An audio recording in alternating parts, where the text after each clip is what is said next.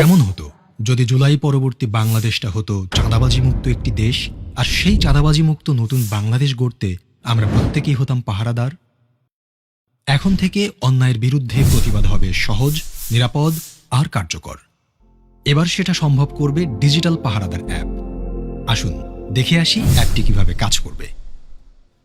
Play store বা app store থেকে digital পাহারাদার অ্যাপটি ডাউনলোড করুন। আপনার ফোন নাম্বার দিয়ে রেজিস্ট্রেশন করুন।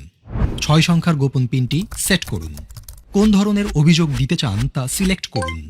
অভিযোগের প্রমাণ সংযুক্ত করার জন্য ছবি, ভিডিও, অডিও রেকর্ড করুন অথবা মেসেজ টাইপ করুন।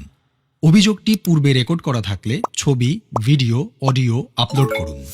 আমি উপরের শর্তাবলী পড়েছি, এই লেখাটিতে টিক মার্ক দিন, তারপর জমা দিন বাটনে ক্লিক করুন। অভিযোগের 24 ঘন্টার ভেতরে দ্রুততম সময়ে ব্যবস্থা গ্রহণ করা হবে।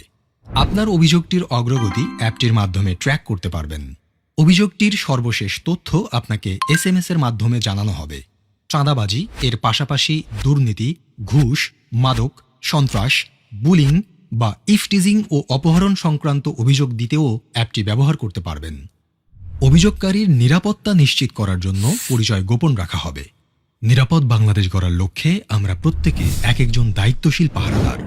অন্যায় অপরাধের অভিশাপ দূর করার লক্ষ্যে আপনার এবারের ভোটটি হোক দাঁড়িপাল্লার পক্ষে। চলো একসাথে গড়ি নিরাপদ, চাঁদাবাজি মুক্ত নতুন বাংলাদেশ।